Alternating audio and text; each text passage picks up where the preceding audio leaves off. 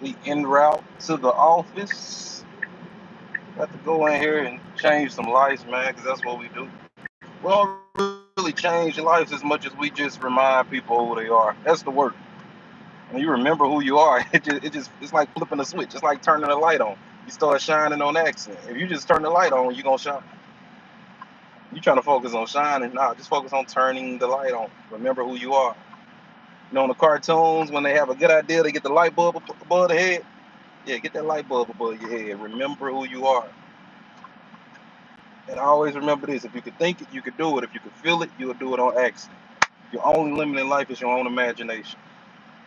Your only limit in life is your thinking, man. You master that thinking, oh man. Oh man, you master that thinking, you become God over your problems. Same way that God made Moses God over Pharaoh. What did Pharaoh represent? Oppression, limitation, being held back, being held down.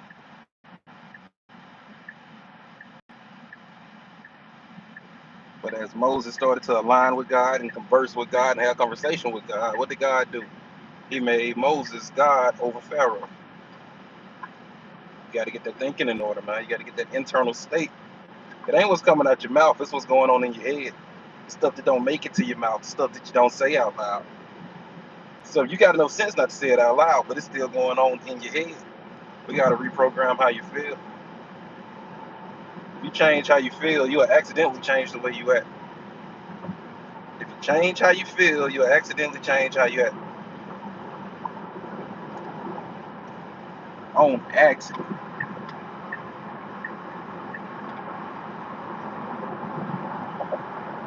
If you could think it, you could do it.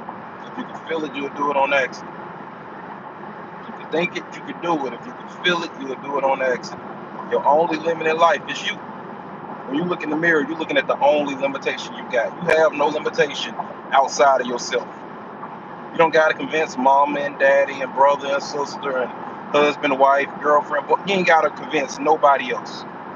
So what if your best friend can't see it? So what if your partner can't see it? God didn't give them the vision, He gave you the vision. You gotta sell that vision to your nervous system. You gotta sell that vision to your endocrine system. And your two best friends as you do that are gonna be repetition and emotion.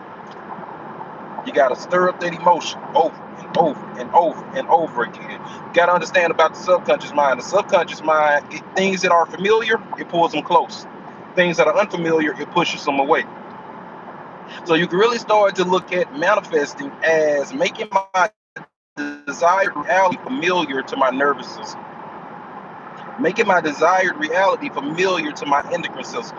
If you got a desire for more money, right, but not enough money is what's familiar, you'll find yourself accidentally sabotaging situations for more money. You'll find yourself accidentally looking through ideas for more money. You'll look through those ideas like window, but you'll see all the limits around you. You'll see all the reasons why it's not possible. You'll see the cost of edge. You'll see the cost of gas, and you get hyper fixated on that because that's what's familiar to your mind. So if you want to manifest abundance, guess what you got to make obviously your mind. I'm abundant. I'm already wealthy. I already got reliable transportation. I already got a roof over my head.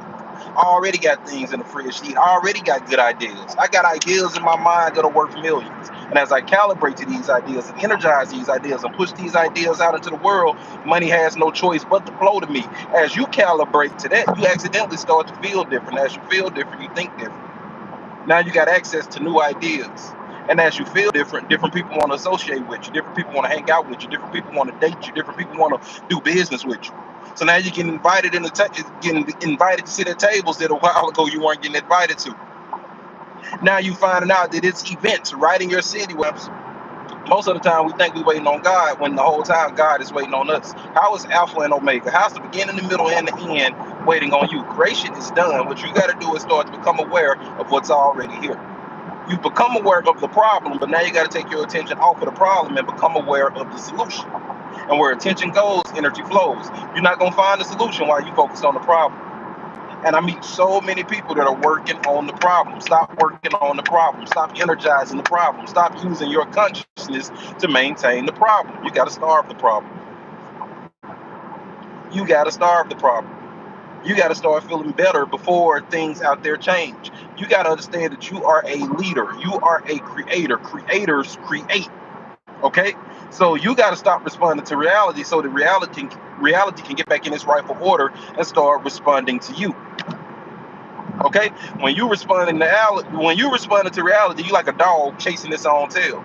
Reality was never in charge. The reality was never meant to be in charge. God didn't give the world dominion over men. God gave men dominion over the world. So when you're looking at what's going on in the world to see how you feel, when you're looking at what type of weather is today, what's my bank balance, how do I look, what number do I see on the scale, when you putting how you feel based on all that, you putting things out of the order that God put them in. You giving the world dominion over you. You got to take your dominion back. You got to start using your words to create. You got to start looking at what you don't like and saying, okay, what would I rather have? Look at how Genesis opens up. In the beginning, the earth was black, void, and without form. God didn't see that it was dark and go on to complain about how dark it was and how it's unfair and how he got to do everything. He started using his words to create light. He started using his words to orchestrate what he wanted. When you see darkness, you got to let it be your automatic behavior. So, it's dark in here. I want some light. Let there be light. Stop getting hypnotized by the darkness. Stop getting hypnotized by the sickness. Stop getting hypnotized by the lack. Now, you notice the lack, but once you become aware of the lack, it's time for you to remember, I am a creator. I don't like what I see. Let me use my ability to create. I'm not going to use my ability as a creator to maintain this thing that I don't like. I'm going to use my ability as a creator to create the life I desire. But I do that by asking myself the magic question. Coach Jay, what is the magic question? What would I rather have? Because I can be, do, and have anything that I desire. What do I want? Most people, when they first step foot into my office, they don't know the answer to that question. They know what they don't want, but they don't know what they would rather have. And oftentimes, I see this so often, people mistake what they want. They mistake the to-do list with what they want. Hey, can you hypnotize me to go to the gym 3 times a week? Absolutely. But first, what do you want?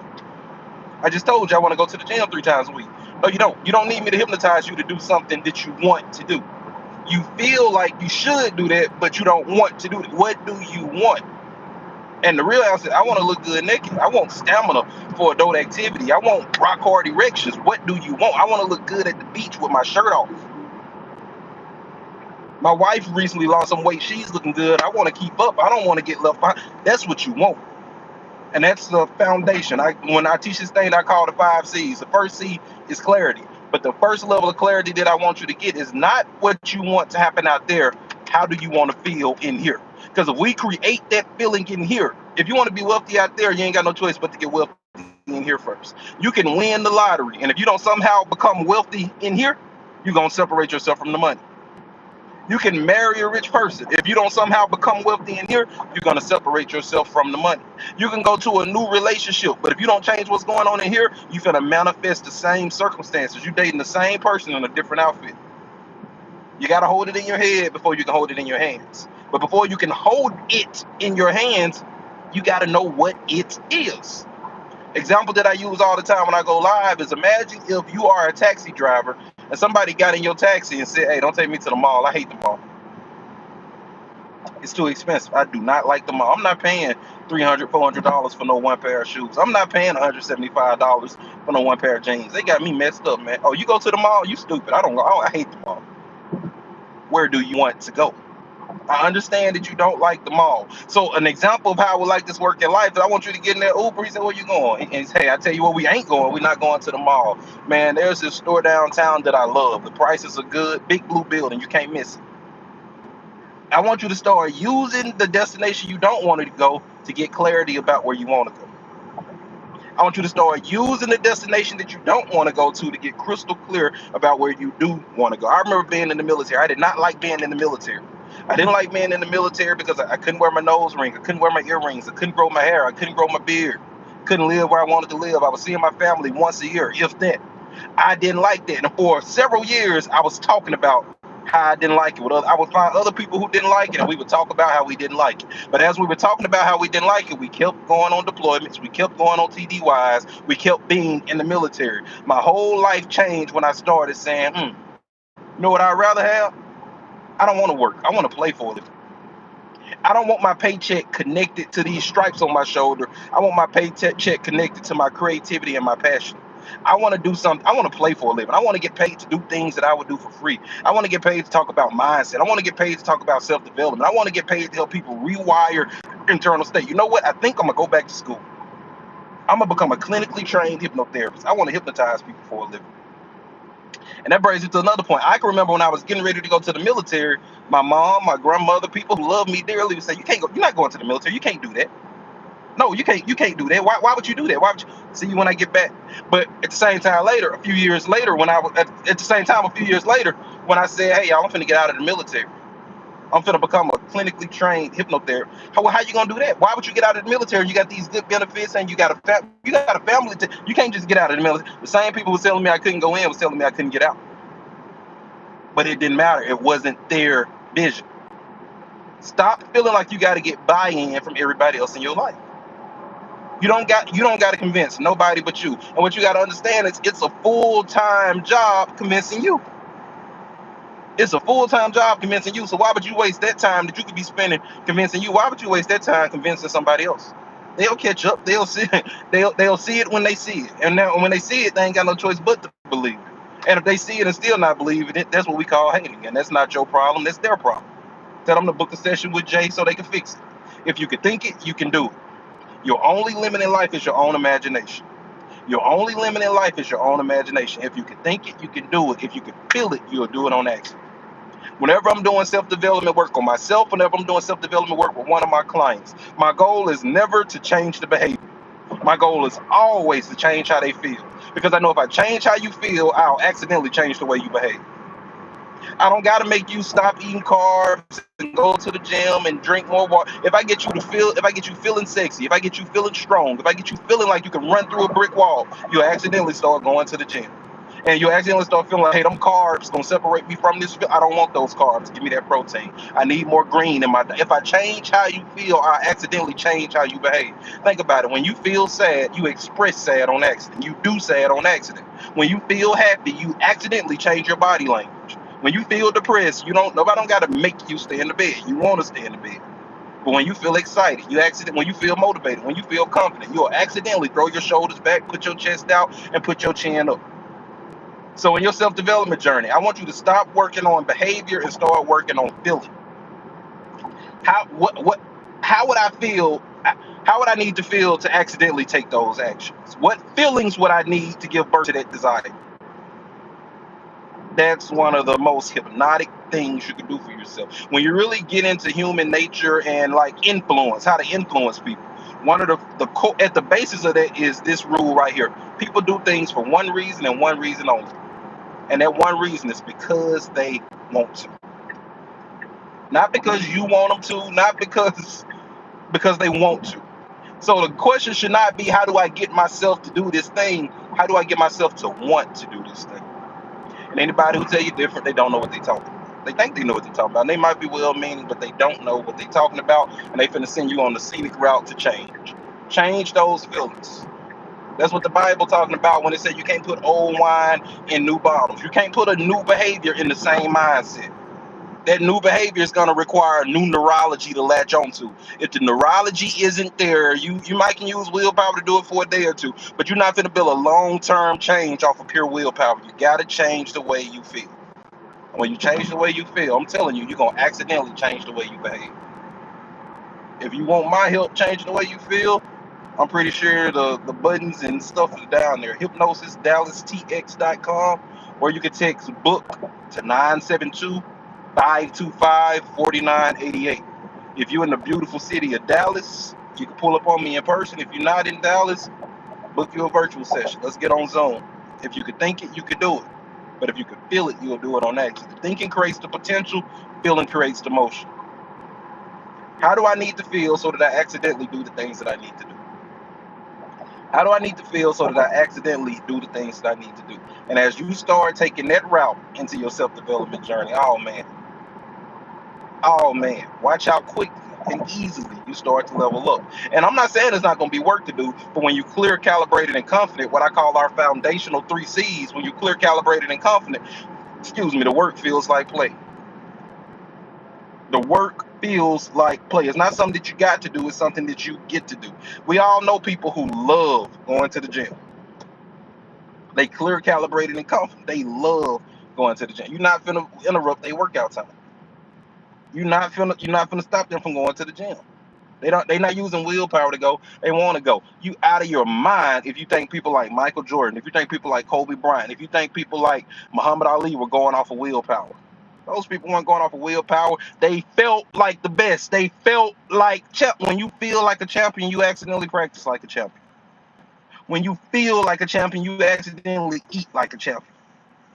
They felt like champions. That Floyd Mayweather, since he was a little boy, had people around him telling him that he's the greatest of all time. He felt like a champion. He was programmed to think champion. He was programmed to activate champion. Mike Tyson's trainer was a hypnotist. He convinced Mike Tyson that he was the baddest man alive. If you feel like the baddest man alive, you're gonna accidentally act like the baddest man alive. You hear other athletes talk about what it's like to be in the same room as Michael Jordan. They talk about it's this aura that comes off him. That's energy, my friend. That's years and years and years and years of focus. That's years and years and years and years of running the thought. I'm the GOAT. I'm the greatest of all time. I'm the best to ever do it. I'm the best to ever touch a basketball. If you build that belief in your nervous system, you accidentally produce the behavior to align with that. But what people want to do is they want to see behavior, external behavior, and external results to justify the feeling. One of the first things I tell athletes when I work with them is you don't get a trophy and then become a champion. What happens is you become a champion. And if you just become a champion, you'll accidentally get a trophy. If you waiting on the trophy to turn on your champion, you'll never get a trophy. But if you turn on your champion, guess what every champion already has? A trophy. If you turn on your champion, you gonna accidentally start practicing different. If you turn on your champion, you're gonna accidentally start eating different. If you turn on your champion, you're gonna accidentally start holding yourself accountable and start holding your teammates accountable differently. But if you waiting on the trophy to go, okay, now I'm a champion, bro, it's too late. The trophy already with the person who was in the mindset. Get clear about what you want. Get calibrated to what you want. You got to start thinking about what you want. Think about it. When you focus on what you don't want, do you got to try to get upset? When you focus on what you don't want, do you got to try to feel down? Do you got to try to feel stressed? Do you got to try to feel overwhelmed? Or does that happen on accident? Let me tell you this. When you get clear about what you want, what you really want, and you start focusing on what you want, you start imagining having what you want, you start sending your neurology in the direction of what you want, you're going to accidentally get confident. You're going to accidentally come up with some really good ideas. And the dope thing about really good ideas is they bring the necessary energy for their execution. When you got a really good idea, you don't need a pep talk to go execute something that you feel like a really, ooh, I can't wait to get to work. I got a good idea. Oh, I can't wait to get to my laptop. I got a good. When you got a good idea, you don't got to be coached to go do it. It's something that you can't wait to do. Get clear about what you want, start calibrating what you want so that you can become confident in what you want, and you can accidentally start attracting the right people, circumstances, and opportunities into your life. And I think we at a stopping point. I think I didn't yelled at y'all enough. I love y'all. Ain't nothing you can do about it. If you haven't already, hit that subscribe button. And if you enjoy the content, if you enjoy the stuff we talk about, go to those videos, man. It's over 600 videos of this type of stuff. It's over 600 videos. We got hypnosis recordings. We got videos of me talking like this. We got videos of me outside hypnotizing people. We got videos of me in bars hypnotizing people. We got lots of videos that show you the power of your mind. If you can think it, you can do it. If you can feel it, you can do it on accident. I'm Coach Jay. I coach bosses. If you a boss who want to be coached by me, get in touch with me. Text book, BOOK, to 972-525-4988. Or you can visit us at hypnosisdallastx.com. All right? I'm Coach Jay. I was recently recognized as the #1 hypnotherapist in Dallas. Pull up on us, man. See how we work over here. It's sweet over here. The grass is definitely greener over here. Love y'all. Ain't nothing y'all can do about it. I will see y'all later.